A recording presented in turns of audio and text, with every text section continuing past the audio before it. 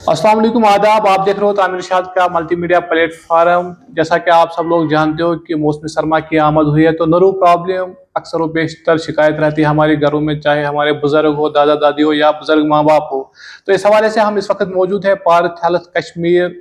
यहाँ पे हमारे साथ मौजूद है डॉक्टर तौफीक अहमद मीर साहब, जो यहाँ पार्थ हेल्थ कश्मीर में कंसल्टेंट न्यूरोलॉजिस्ट है। तो उनसे बात करेंगे, उनसे जानेंगे क्या कुछ वजूहात है इन सारी चीज़ों का। डॉक्टर साहब, वक्त देने के लिए आपका बहुत बहुत शुक्रिया। हमें थोड़ा सा बताइए, क्योंकि सर्दियाँ अब बढ़ चुकी है, तो हमारे घरों में अक्सर हम देखते हैं कि चाहे हमारे बुजुर्ग हो या बुजुर्ग माँ बाप हो या दादा दादी हो, वो अक्सर शिकायत करते हैं कि उनको नर्व प्रॉब्लम रहती है। क्या वजूहत है इन चीज़ों की? जी, अस्सलाम वालेकुम रहमतुल्लाह। मैं डॉक्टर तौफीक, कंसल्टेंट न्यूरोलॉजिस्ट यहाँ पार्स हेल्थ में। सबसे पहले आपका बहुत बहुत शुक्रिया मुझे टाइम देने का, यहाँ बुलाने का। तो जैसे आपने कहा ही है कि मौसमी सरमा चल रहा है, तो we are amidst of a winter.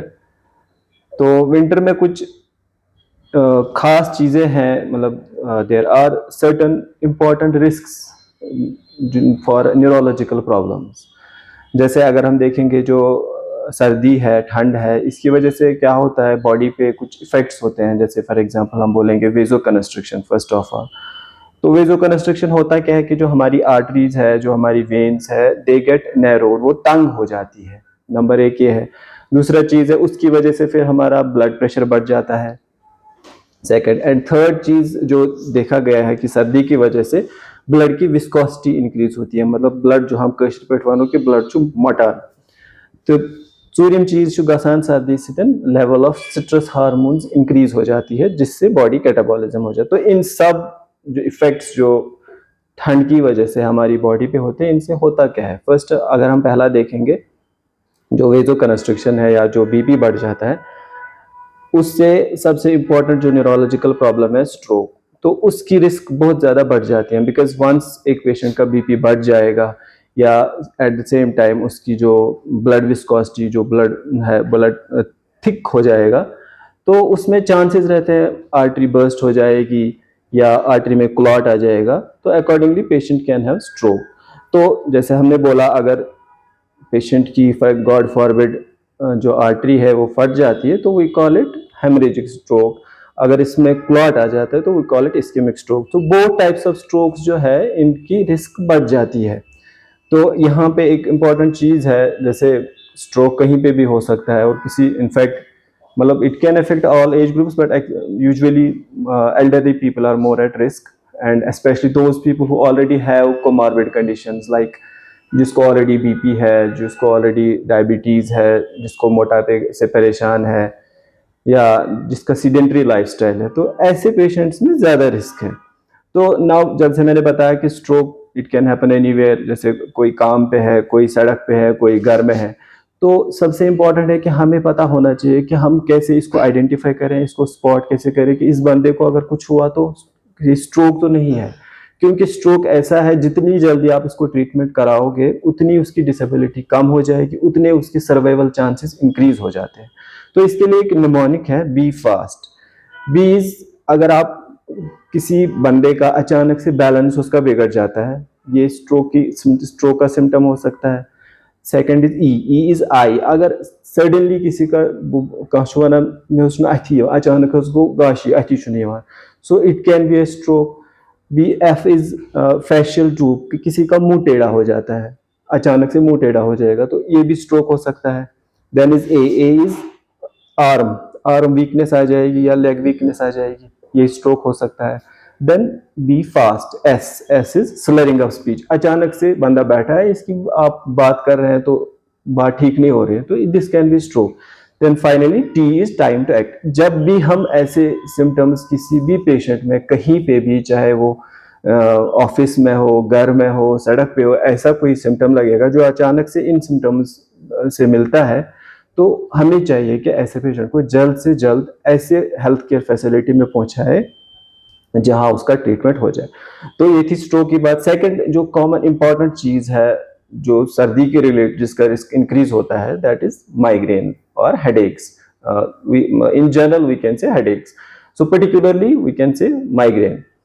Migraine, as we know, हमें पता है माइग्रेन एक रिकरेंट हेडेक डिसऑर्डर, मतलब जिस पेशेंट को माइग्रेन होता है, इसको बार बार हेडेक के अटैक्स आते हैं। बिल्कुल। तो इसमें कुछ जैसे माइग्रेन कैसे पता चलेगा, पेशेंट को यूजुअली एक साइड हेडेक होता है, इसको नॉशिया फील हो जाएगा, इसको सेंसिटिविटी होती है to light, to sound, to smell. Sensitivity मतलब उस टाइम अगर बोलेगा ये बंदा म्यूजिक कल दो लाइट छम खरान, शोर छु हाँ खरान बिल्कुल। या मुशक गस ना आसुन के। सो यम चीज they are characteristic of migraine attack. तो इमन पेशेंटन इमन माइग्रेन आसे इमन त पज यथ सर्दी मज पनुन खास ख्याल थाउन ताकि यहिंद अटैक्स गसन प्रेसिपिटेट कह फ्रीक्वेंसी ऑफ माइग्रेन अटैक सह गस इनक्रीज गसन के।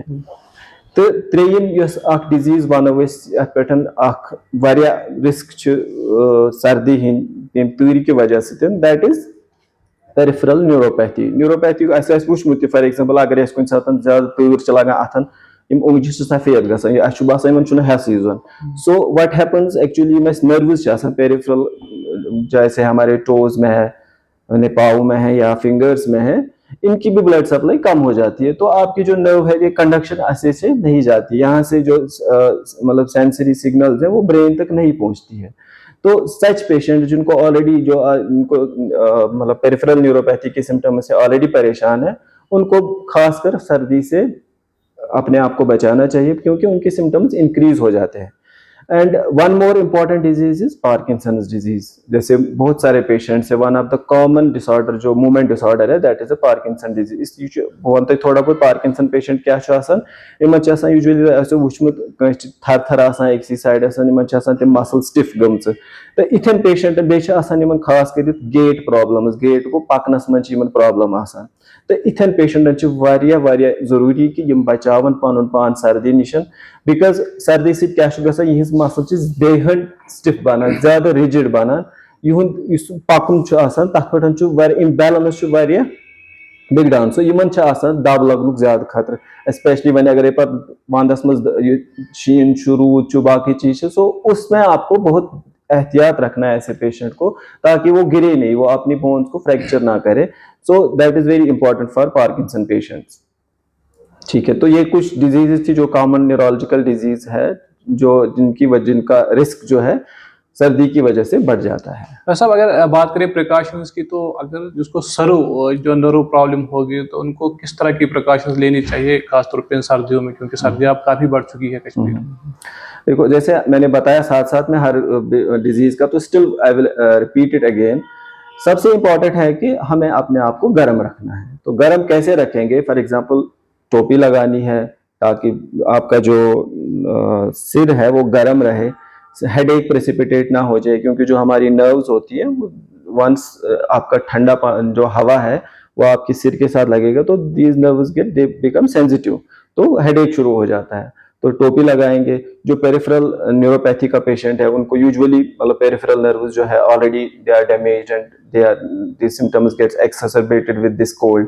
सो उनको क्या करना चाहिए? मोटे सॉक्स लगाने चाहिए, ग्लव्स लगाना चाहिए, and unnecessarily especially once during morning and evening hours once temperature is below zero, तो उस time they should avoid, they should come out of their homes at say 11-12, जब थोड़ी सी धूप होती है, थोड़ा सा टेम्परेचर प्लस में आ जाता है, उस टाइम वो निकले। बाकी मोटे सॉक्स लगाएंगे, ग्लव्स लगाएंगे, मोटे कपड़े लगाएंगे और प्लस 2-3-4 कपड़े लगाने, बिकॉज जितना अगर आप एक मोटा कपड़ा लगाओगे उसके अगेंस्ट अगर आप 3 छोटे छोटे कपड़े लगाओगे that they are better, because layering is important. जो अगर 2-3 कपड़े लगाएंगे जो उसमें एयर होता है that keeps you more warm compare to one thick cloth. ठीक है, तो यही चीजें हैं। And one more thing important है, वंस जब ये पेशेंट या जब भी बुजुर्ग हजरात या हम या जब कोई भी, जब हम यूजुअली हम अंदर बैठते हैं ठंड में, तो जब गर्म होता है, एसी चल रहा होता है या कोई ब्लोअर चल रहा है, बाकी चीजें चल रहे होते हैं, तो जब टेम्परेचर ठीक ठाक होता है तो डिहाइड्रेशन के चांसेस बहुत रहते हैं। तो हर किसी को, स्पेशली जो एल्डरली पीपल है जिनको ये ऑलरेडी प्रॉब्लम है, they should at least take 2-3 glass of water over a period of say 5 hours 8 hours, और पूरे दिन में 1-2 लीटर तो पानी पीना है, so that they should not get dehydrated, because that again will increase the viscosity of blood, that again will increase the risk of strokes। ठीक है, and one more important thing is कि temperature fluctuations. कोई बंदा अंदर बैठा है, गर्मी में बैठा है, तो अचानक से उठ के बाहर निकलेगा जहाँ माइनस टेम्परेचर है, so this is very dangerous. ऐसा भी नहीं करना है।